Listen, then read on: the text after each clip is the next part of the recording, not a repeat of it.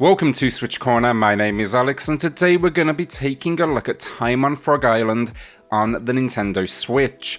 A somewhat hyped up indie. I've been playing it over this last week or so, and today we're going to be looking at why it might not be quite what you expect, and that is absolutely okay, but you need to understand now what it is before you decide if you want to part with that cash. So hit subscribe and join us here on SwitchCorner for reviews and deals near daily. And let's get started. Before we do get into today's video, then thinking of picking anything up from the eShop, head to cornershop.gg and use code CORNER at checkout for 10% off. These are instant delivery official digital eShop gift cards, and it of course supports the channel. I just want to preface this video then, it is not a review. You can expect that closer to the launch date of the game, but Merge Games, they were kind enough to agree to letting me drop this preview in advance for you all after I did reach out. The main reason for this video though, I've seen all sorts of genres thrown around about this one, farming, crafting, Zelda-like adventure, and honestly, most of them they have missed the mark. So like many, the visuals were what first caught my eye. I'm not sure what my expectations of the gameplay were, but the trailers, I never felt like they truly explained the core concept of what this is, and it is a puzzle adventure game.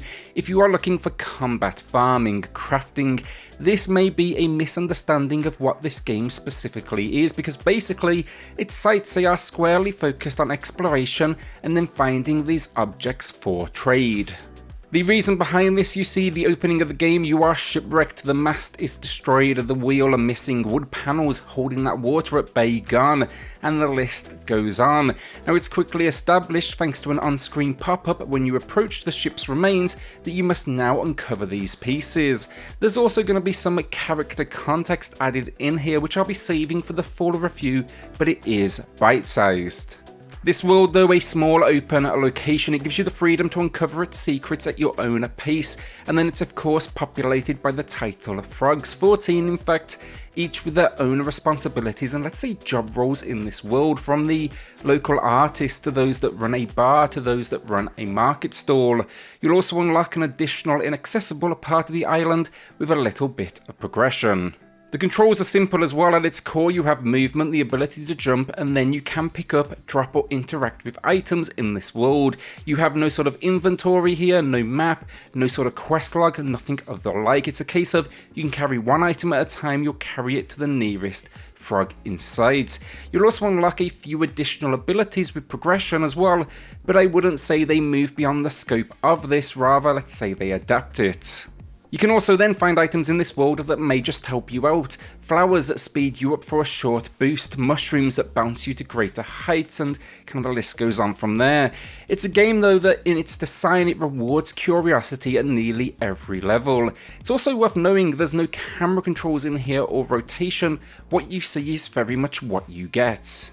The real puzzle element of this one actually comes in the form of the game's dialogue or lack thereof. You see, every conversation in this world, it plays out as images in speech bubbles, and you must translate exactly what they need, what they are asking for. An early example, finding a feather for the local fisherman. This just happens to belong to the chief in town.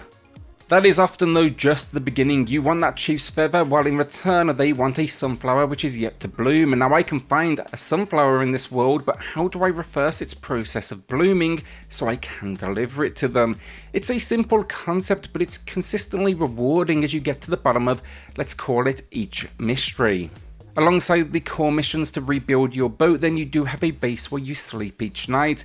This is essential because not only do we get a small dash of story in these moments in the form of still images, but it often progresses the quests at hand, and then as night falls, the game it will cue you up to rest. This base though, in some minor ways, it can even be built up as well, thanks to some optional side quests. Outside of that then, there's some minor activities to partake in, fishing, but it's nothing more than choosing different bait types and seeing how that impacts the resulting fish. You've got the local brewery where you can mix up some brews, and there's a farming patch in here, but that's nothing more than plant an item, see it duplicate the following morning. There's more in here as well, but let's keep that for the full release, the full review. I wanted to give you all of that heads up though. This is not a Zelda, nor is it Animal Crossing, nor is it Stardew Valley, but it is, with the latter two titles at least, one designed with a relaxed state as the focus, the chilled out experience that kind of allows you to sit back and just explore a world at your own pace in the hope of returning this sailor to the seas. My final note though here is it may be actually quite a bit harder than it looks. Quests they are, yes, collectathons, but complete one and they may want something else, and it can actually be quite difficult at times to figure out where you need to go, what they need, or even what they are trying to say. It's here to make you hunt, and the game doesn't really give you much in the way of direction or help in any sense. So yeah, I need this item, now go figure it out. Occasionally a character might point a direction, but that's really about it. That's probably the most help I've had this far. I'd go as far as saying, in fact, may cause some frustration if the genre is not for you, or you're not one for patience. So all of the footage today then, that is from the Nintendo Switch build of the game as always, but I think it's fair to say it may be the perfect home for it. I know it's releasing on other platforms as well, but when it comes to the Switch and that portability factor, this is the sort of game that absolutely benefits from it. You know, it's a simplistic control scheme, a colourful palette, but yet it absolutely pops, especially in handheld, and especially true if you're an owner of an OLED. The world as well, then you'll notice, yes, it is relatively small location-wise, but it does present some different climates and situations. You can wade in shallow water, you can expect more beach-like scenery, and then you can find snowy mountains that hold some of the biggest secrets. The performance then, both docked and handheld, 99% fine. There's a minor amount of frame rate drops in some of the more, let's say, drawn out vistas, but these are momentary. Again, I point this out because you may see that in the footage, but do know I would consider this a preview build because a patch is intended in the lead up to launch. Whether that corrects the issue though, only time will tell. The music then adds that final layer to the presentation. I've enjoyed it. It's basic, there's not a huge amount in it, but it's definitely catchy without being too intrusive on your time with the game. Environmental pieces, somewhat limited, but it's a nice little background overall that never gets too in your face. Definitely matches the calm nature of this world. Alright, so time on Frog Island, an interesting little game this one. Again, a preview today. I'm still working to wrap things up for that full review here on the channel closer to launch. But when I did jump in, my initial thought was this was not what I expected. And again, I'd seen comparisons from Zelda to Animal Crossing to Stardew Valley. Definitely wasn't what I found. Instead, I found a game designed to reward curiosity as it sent me on a collectathon with a pace that you can decide yourself.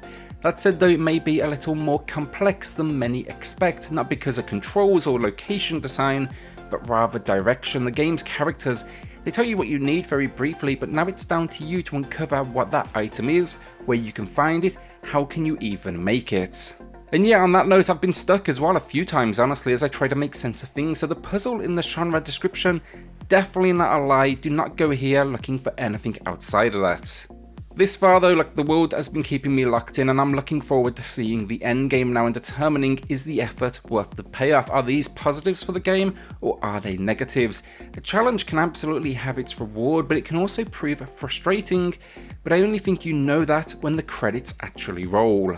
So yeah, watch out for that full review in the lead up to launch, as I say. Is this though what you expected from time on Frog Island? Let me know in the comments down below. Had to make this video though, because for me, not sure what I thought it would be, but it wasn't. I definitely know this at least, it wasn't what I found. Not a bad thing either, but I'm sure for many, it may come as a surprise. With that then, a shout out to the patrons of the channel who are going above and beyond to support SwitchCorner. It helps more than you know, so thank you all so much. Then hit subscribe and join us here on SwitchCorner for reviews and deals near daily, and I'll see you all on the next video. Thanks everyone.